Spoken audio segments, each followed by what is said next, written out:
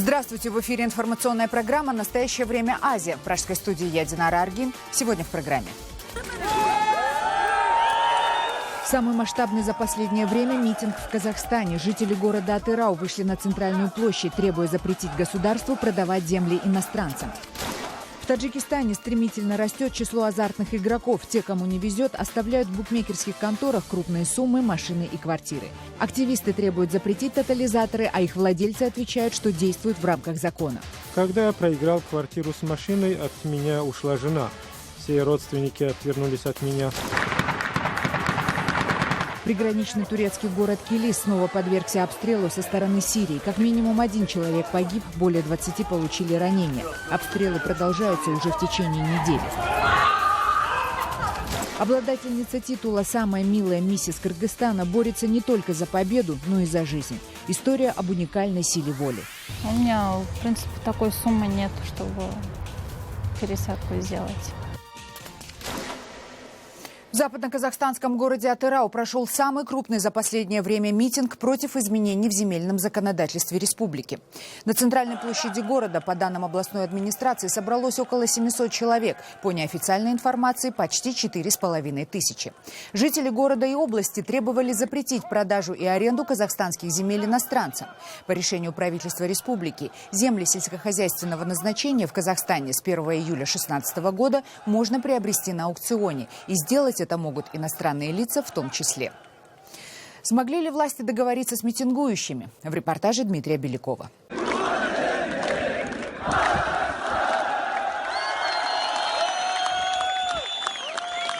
Более 2000 жителей нефтяного региона Республики Атырауской области вышли на несанкционированный митинг против поправок в Земельный кодекс. Несмотря на то, что городские власти не дали разрешения на проведение акции протеста, гражданские активисты заявили в социальных сетях о том, что все равно выйдут на площадь Исатая Махамбета. Утром в воскресенье на площади собралось около сотни людей. К ним вышел аким города, который потребовал прекратить несанкционированный митинг. Однако люди не разошлись, а чуть позже к протестующим присоединились работники международных нефтяных корпораций. Благодаря активности в социальных сетях все больше горожан оставляли свои дела и выходили на площадь. В основном законе написано, что земля принадлежит народу. Теперь нашу конституцию извратили. Говорят об аренде, продаже. Депутаты, если сверху будет приказ лечь, они лягут. Им скажут сидеть, они будут сидеть. От них пользы нет. Мы сами виноваты. Мы должны собраться воедино, показать, что мы сила. Не позволим продавать нашу землю. Пусть стреляют, если хотят. Атыраусцы поднимали наиболее острые проблемы. От земельного вопроса собравшиеся перешли к безработице, проблемам экологии, нововведениям в систему образования, требовали закрыть иностранные полигоны на территории республики и прекратить преследование гражданских активистов. Протестующим вышел аким Атырауской области Нурлан Нагаев, который пообещал не разгонять митинг силой и донести требования собравшихся до парламентариев. Ваши требования изменить принятый закон. 1 июля он вступает в силу. Вы требуете изменить этот закон. Собравшиеся здесь люди сознательные и образованные. Изложите ваши требования на бумаге, передайте мне. Я доведу до депутатов парламента. Митинг длился около 4 часов. Атыраусцы призывали друг друга не поддаваться на провокации, просили покинуть площадь горожан с детьми и не слишком давить на местных чиновников. После напутственной молитвы Бата собравшиеся стали мирно расходиться по домам. Полицейские им не препятствовали. Вчера было ощущение, что люди просто, как сказать, устали бояться, просто уже чувствовали, что они, как говорится, дальше уже отступать не будут. И высказывали все. Под резолюцией воскресного собрания активисты собрали более 1000 подписей. Копии будут отправлены президенту республики, в парламент и в Конституционный совет. Ответа договорились ждать до 21 мая, даты, на которую назначена общеказахстанская акция протеста против поправок в Земельный кодекс. Дмитрий Беляков, Павел Энгельгард. Настоящее время. Президент Узбекистана Ислам Каримов прибыл с двухдневным визитом в Москву по приглашению российского лидера Владимира Путина. Это их первая встреча с июня прошлого года. За это время Узбекистан заявил о приостановке своей деятельности в ОДКБ, чем усложнил и так непростые отношения с Россией. Однако, по мнению аналитиков, Каримов понимает, что без поддержки Кремля его режим может оказаться в неустойчивом положении. О чем Владимир Путин и Ислам Каримов собираются договориться, мы побеседовали с узбекским политологом Камолиддином Рабимовым. Камолиддин, скажите, по вашему мнению, зачем Владимир Путин пригласил Ислама Каримова в Москву? Вы знаете, мне кажется, тут есть несколько факторов. Первый вопрос, который в данное время беспокоит обоих стран, это экономика. Социально-экономическая ситуация в России и в Узбекистане. После аннексии Крыма сейчас по отношению к России приняты санкции, стоимость нефти очень низкая. И это, в свою очередь, влияет на ситуацию в Узбекистане. Мы знаем, что самый крупный миграционный поток из Узбекистана отправляется в Россию. В данное время где-то 1 800 000 граждан Узбекистана находятся в России, но в пике трудовой миграции иногда доходили до 2,5-3 миллиона человек. И в пике 2013 году узбекистанцы в Узбекистан отправляли порядка 7 с плюсом миллиардов долларов. Это был существенный капитал для социальной стабилизации в Узбекистане. Сейчас этот денег исчез. Мы знаем, что последние несколько месяцев государство просто не в состоянии обеспечить свои обязательства по социальным выплатам, пенсиям. С жутким опозданием даются пенсии, стипендии, всякие прочие зарплаты. Даже по отношению силовиков, допустим, в Ташкентской области и в других там, по отношению милиции не дается в свое время зарплата. Второе – это вопросы геополитики. После аннексии Крыма Россия потеряла баланс в постсоветском пространстве. Поэтому для Путина очень важно заново наращивать доверие по отношению к Кремлю, Путину. Но геополитические вопросы в Узбекистане все-таки более ближе к интересам Запада. То есть Узбекистан в Центральной Азии старается блокировать все проекты Москвы и Путина. Не потому, чтобы только понравиться Западу, а потому, что в первую очередь сам боится быть поглощенным и потерять свою власть от давления или от участия в проектах Москвы и Кремля. В Таджикистане увеличивается число азартных игроков, букмекерских контор или спортивных тотализаторов. Неудачливые игроки проигрывают не только большие суммы, но даже машины и квартиры.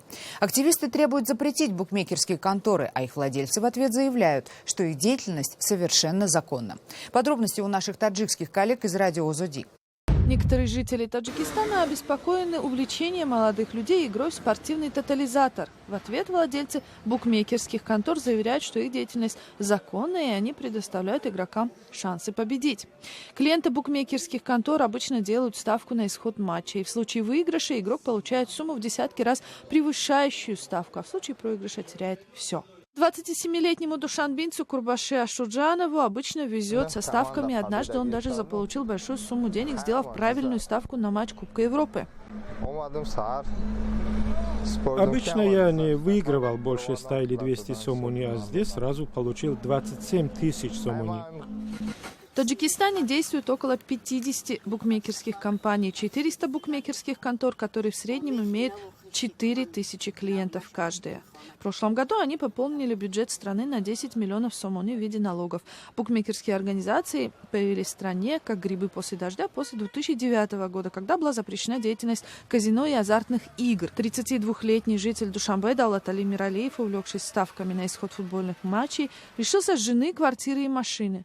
С трудом заработанные деньги в трудовой миграции в России в одночасье были проиграны в тотализатор. За одну неделю он лишился квартиры и машины на общую стоимость $30 000. Следом ушла от него и жена.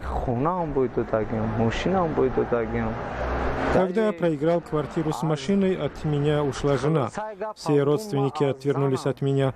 Женился во второй раз. Каждое утро я выходил из дома в поисках работы, но прямиком шел к букмекерам. От меня ушла и эта жена.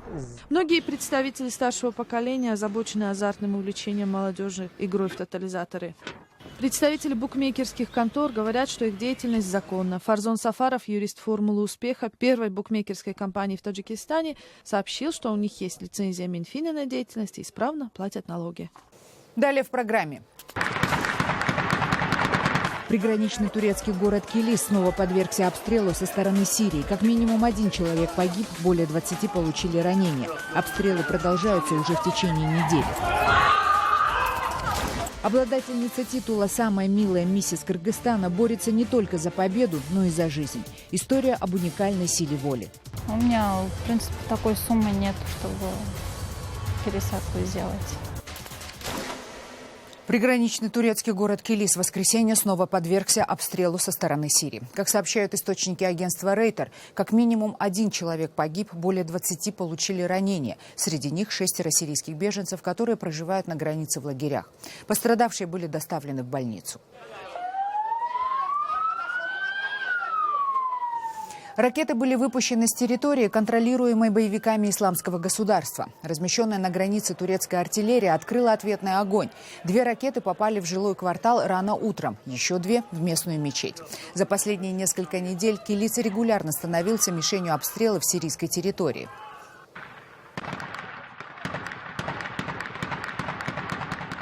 Тем временем лидер рабочей партии Курдистана, признанной в Турции террористической организацией, обратился к турецким властям. Джемиль Баик заявил, что курды готовы расширить боевые действия против Турции. Он также обвинил ее президента Реджепа Таипа Эрдогана в эскалации конфликта. Об этом сообщает агентство BBC. Он хочет, чтобы курды сдались. Если они не сдадутся, он хочет убить всех курдов. Он открыто об этом говорит, он не скрывает этого. Однако, по словам курдского лидера, РПК не стремится отделять курдские регионы от Турции и готова сотрудничать с властями страны, если Анкара согласится на переговоры. Советник президента Турции, в свою очередь, заявил, что никаких переговоров власти страны с курдами пока не планируют.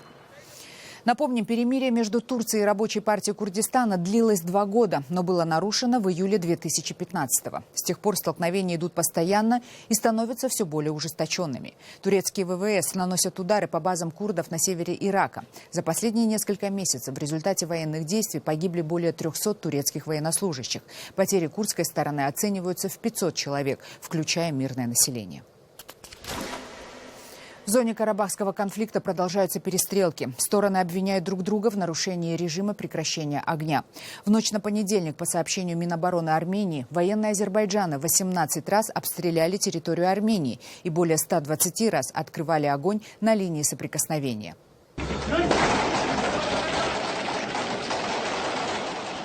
Минобороны Азербайджана, в свою очередь, заявили, что только за минувшие сутки армянские военные 108 раз нарушили перемирие. Причем при обстрелах использовались крупнокалиберные пулеметы, минометы и танки.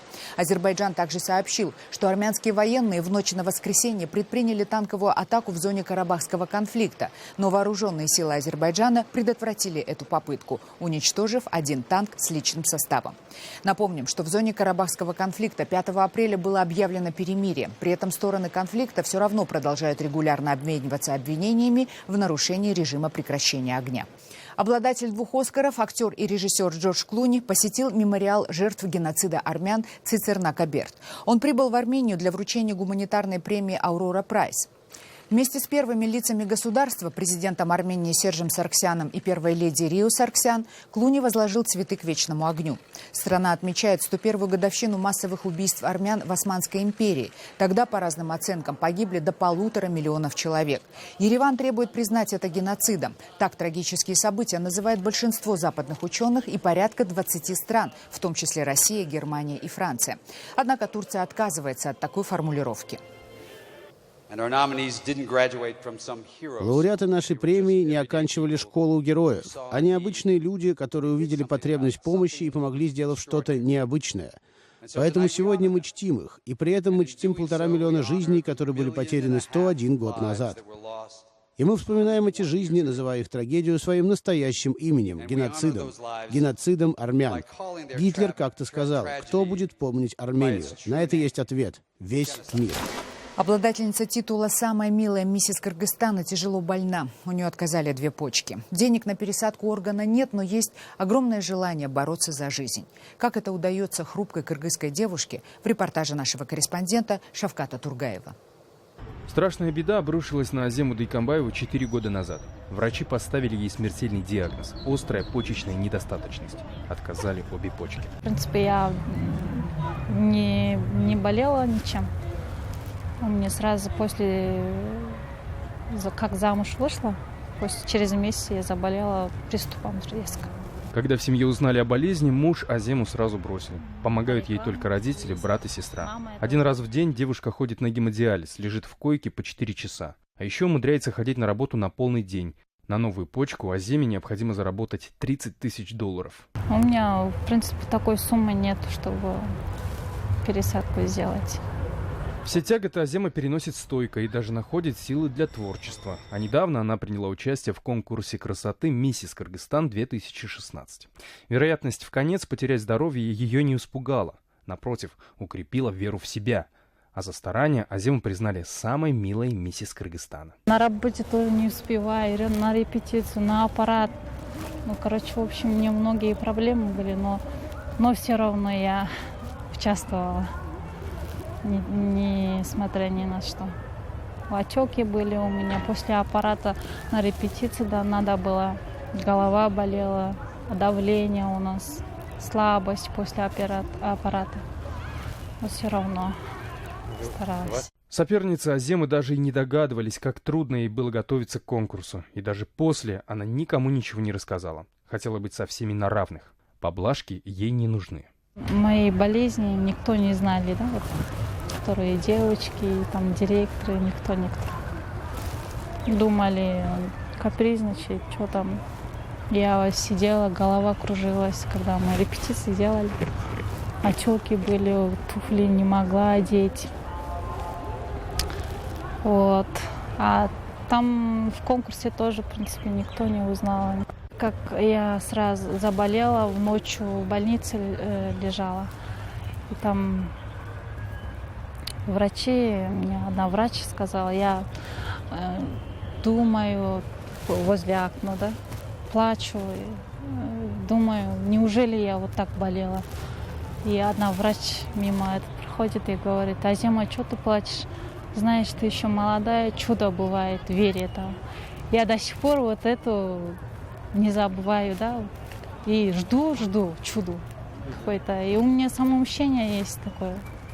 Я по-любому выздоровлю. Скоро, еще скоро. Шавкат Тургаев, Азат Антымаков. В настоящее время Бишкек, Кыргызстан. Разводчики ангорских коз в Аштском районе Таджикистана из-за отсутствия рынков сбыта и рыночных цен на шерсть сегодня не могут развивать свои фермы. Чтобы выжить и сохранить популяцию скота, чья селекция заняла около полувека, приходится продавать шерсть в 10 раз дешевле ее реальной стоимости. И это несмотря на то, что местная продукция по качеству выше, чем в других странах Центральной Азии. Тему продолжит Анушервон Арипов. Сегодня в единственном хозяйстве Ашского района, которое занимается выращиванием коз ангорской породы, началась стрижка. 10 человек за месяц должны ручными ножницами обстричь около 9000 животных. Труд очень тяжелый. Еще труднее, чем стрижка, правильная селекция. Зоотехник Садулой Исматов занимается улучшением таджикской породы коз более 40 лет. Вместе с помощниками сейчас обмеряет длину шерсти у каждой, проверяет на количество мертвых волос, крепость и блеск. Вся информация аккуратно записывается в журнал. Лучшие экземпляры будут допущены к размножению. 4-месячных козлят забираем у матери и отделяем самцов от самок. Потом на 5 месяцев даем каждому оценку. Делим по классам, по весу, по шерсти. Своими достижениями в селективной работе гордятся в хозяйстве. Выведенная здесь в советское время порода с добавлением в последние годы австралийской крови оказалась очень устойчива. Местные специалисты уверяют, что по крепости, мягкости и блеску шерсть лучше, чем в других районах страны или соседних республиках. Немаловажное влияние на это оказывает местность и корм. Так как у нас район горный и почва каменистая, козы питаются двумя видами сорняка. Единственным, что здесь может вырасти. Шерсть, благодаря таким условиям, прочная и дает люстровидный блеск. Этим она отличается в лучшую сторону от любой другой шерсти. Из 100 козлят 98 белые, а 2 черные или темно-синие. Шерсть белых коз хороша для трикотажных тканей и легко красится. Черная тоже не бесполезна. Ей не нужны краски, она не выцветает благодаря природным свойствам и используется в основном в ковроткачестве. Но несмотря на все достоинства шерсти ангорских коз, хозяйство практически не развивается, а работает только на поддержание себя на плаву. О госдотациях здесь и не слышали. На внутреннем рынке шерсть стоит всего $5 за килограмм, когда должна цениться, по словам местных специалистов, ровно в 10 раз дороже. При этом одна взрослая коза дает в год всего от 1,5 до 2 килограммов шерсти. Были бы покупатели, говорит директор, местные жители занимались бы разведением коз. Все равно ничего здесь не вырастить. Сейчас население приходится ездить на заработки в другие районы страны или в Россию. Мы выходим на местный рынок со своей шерстью, но цены неприятно низкие. Если бы кто-нибудь за границей увидел бы эту шерсть, то заинтересовался бы. Если бы мы ее могли продавать на внешнем рынке по нормальной цене, простые люди могли бы зарабатывать. Единственная надежда у производителей шерсти Ажского района — найти иностранных инвесторов и покупателей. У них однажды были гости из Италии, которых заинтересовала местная продукция. Но отрасль требует для начала немалых вложений на увеличение поголовья скота.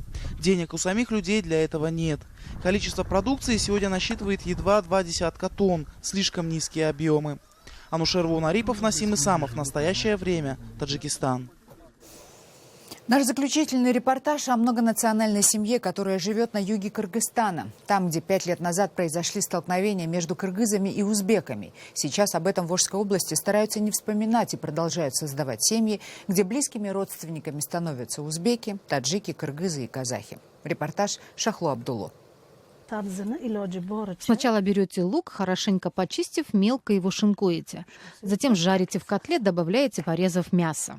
Саида Махмаджонова обучает свою кыргызскую невестку, как готовить плов. Саида Махмаджонова родилась в Узбекистане. Полжизни провела в городе Ош, Кыргызстана. Саида говорит, что 30 лет назад любовь к кыргызскому юноше привела ее в Кыргызстан. Сейчас она свободно говорит на кыргызском и баюкает своих внуков тоже на кыргызском языке. Для города Ош, который 5 лет назад стал свидетелем межнациональных конфликтов, многонациональные семьи, подобные Махмаджоновым, пример для подражания. Саида говорит, возможно, их с мужем пример стал причиной того, что дети пошли по их стопам и, сломав устоявшиеся стереотипы, выбрали себе спутник жизни из других национальностей. Вот у нас старший сын. Это моя Келинка, казашка. Это второй сын. Вот она, моя Келинка. У нас никак не интересует нация. Человек, чтобы был хорошим человеком. Умар Али Махмаджонов, глава этой семьи, 20 лет проработал в прокуратуре. Сейчас они с женой коллеги, работают адвокатами в городе Ош, Кыргызской республики. У родителей мы даже не спрашивали. Все мы люди. Тем более язык наш общий. Корень религия, да, религия одна. Делить нам нечего. Так не только язык, религия. Люди же женятся на русских, и на бедных. В этой многонациональной семье можно найти литературу самых разных народов. Саида Махмаджонова говорит, что в их библиотеке, кроме книг на кыргызском, узбекском языках, немало книг и на русском, потому что они общаются на 3 языках. Чтобы сохранить национальную культуру, женщина купила внучке гахвору, колыбель. Но она сетует, что нынешнее поколение больше подражает Западу. Сегодня жители города Ош не вспоминают о конфликте между кыргызами и узбеками. Это были все новости, о которых мы хотели вам рассказать. Читайте нас в социальных сетях и смотрите на сайте karenTime.tv. Мы встретимся с вами завтра. В это же время. Всего доброго.